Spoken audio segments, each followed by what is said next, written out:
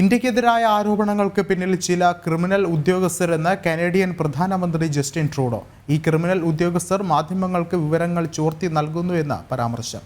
പ്രശ്നങ്ങളെ തെറ്റായി വ്യാഖ്യാനിച്ചു. നിജാറുടെ കൊലപാതകവുമായി ബന്ധപ്പെട്ട ഇന്ത്യൻ പ്രധാനമന്ത്രി അടക്കം കുറ്റപ്പെടുത്തിയത് ട്രൂഡോ പിന്നീട് പിൻവലിച്ചിരുന്നു.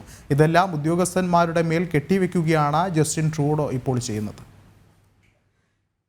Well, first of all, we have seen, unfortunately, that criminals leaking top secret information to the media has consistently gotten those stories wrong.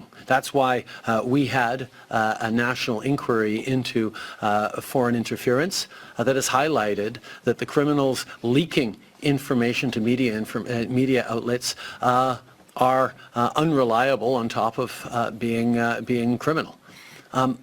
In terms of the issue, let me just repeat that my primary job as a Canadian leader is to keep Canadians safe. And everything we have done over the past years in multiple difficult situations is to put the emphasis on keeping Canadians safe here at home across the country and making sure we're standing up for the rule of law. We will always do that. കൂടുതൽ വിവരങ്ങളുമായി international ഡെസ്കിൽ നിന്നും ഐസൺ ജോസ് ചേർന്നുണ്ട്. ഐസൺ, ഒരുപക്ഷെ എന്ത് കാരണമായിരിക്കാം Justin ട്രൂഡോയുടെ ഈ ഒരു നിലപാട് മാറ്റത്തിന് പിന്നിൽ ഉണ്ടാകുന്നത്? വിഷ്ണു, തീർച്ചയായും സങ്കീർണമായ നിരവധി പ്രശ്നങ്ങൾ ഇതിന് പിന്നിലുണ്ട് എന്നാണ് നിരീക്ഷിക്കപ്പെടുന്നത്. അതിൻ്റെ ഏറ്റവും അവസാനത്തെ കാരണമായി നമുക്കിപ്പോൾ ചൂണ്ടിക്കാണിക്കാവുന്ന, അല്ലെങ്കിൽ ജസ്റ്റിൻ ട്രൂഡോ തന്നെ പരാമർശിച്ചതിന് തൊട്ട് മുൻപുള്ള വിഷയത്തെ കൂടി, ആ ഉണ്ടായ സംഭവത്തെ കൂടി പരിശോധിക്കുകയാണെങ്കിൽ അത് നമുക്കറിയാവുന്നതാണ്. അടുത്ത ദിവസങ്ങളിലാണ് പ്രധാനമന്ത്രി നരേന്ദ്രമോദിക്കും അതുപോലെ തന്നെ എസ് ജയശങ്കറിനും, വിദേശകാര്യമന്ത്രി എസ് ജയശങ്കറിനും ഭാരതത്തിൻ്റെ ദേശീയ സുരക്ഷാ ഉപദേഷ്ടാവ് അജിത് ഡോവലിനും ഈ നിജ്ജറുടെ കൊലപാതകത്തിൽ പങ്കുണ്ടെന്ന രീതിയിലുള്ള ചില വാർത്തകൾ പ്രചരിച്ചത്. ആ വാർത്തകൾ പ്രചരിച്ചത് ഗ്ലോബൽ മെയിൽ എന്ന് പറയുന്ന ഒരു മാധ്യമത്തിലാണ്, ഒരു പത്രത്തിലാണ്. അത്തരത്തിൽ പ്രചരിച്ച വാർത്തകൾ തെറ്റായിരുന്നു എന്ന് നേരത്തെ വളരെ കൃത്യമായി ഈ അടുത്ത ദിവസങ്ങളിലാണ് ജസ്റ്റിൻ ട്രൂഡോ വ്യക്തമാക്കിയത്. അത്തരം വാർത്തകൾ തെറ്റായി നൽകിയതാണ്. അത്തരത്തിൽ ഒരു ഇൻവോൾവ്മെൻറ്റ് പ്രധാനമന്ത്രിക്കോ അല്ലെങ്കിൽ എസ് ജയശങ്കറിനോ അജിത് ഡോവലിനോ ഇല്ല എന്ന് തന്നെ വളരെ കൃത്യമായി അദ്ദേഹം പറയുകയും ചെയ്തു. ഇത് സംബന്ധിച്ചുള്ളൊരു പരാമർശമാണ് ഇപ്പോൾ ജസ്റ്റിൻ ട്രൂഡോ ഒരു പൊതുവേദിയിൽ നടത്തിയിരിക്കുന്നത്.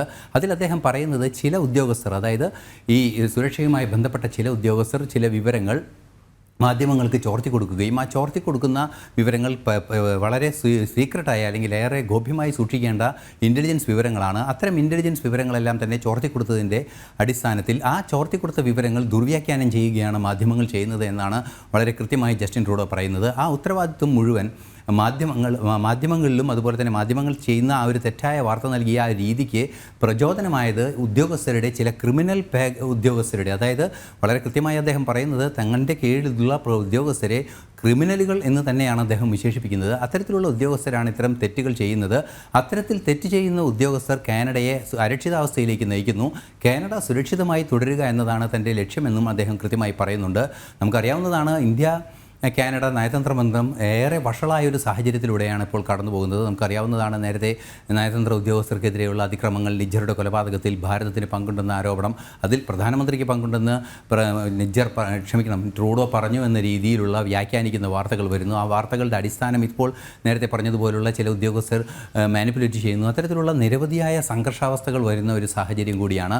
തീർച്ചയായും ഭാരതവും കാനഡയും തമ്മിലുള്ള ബന്ധം തകർന്നുകൊണ്ടിരിക്കുന്ന ഒരു സാഹചര്യത്തിൽ കുറേ കൂടി ആശങ്ക ആ ബന്ധം തകരുന്നതിൽ ജസ്റ്റിൻ ട്രൂഡോയ്ക്കുണ്ട് എന്നൊരു വസ്തുതയുമുണ്ട്. ഇതെല്ലാം ചേർത്ത് വായിക്കുമ്പോഴാണ് ട്രൂഡോയുടെ ഈ പ്രസ്താവന ഏറെ ഗൗരവത്തോടെ ചർച്ച ചെയ്യേണ്ട ഒരു സാഹചര്യം ഉണ്ടാകുന്നത്.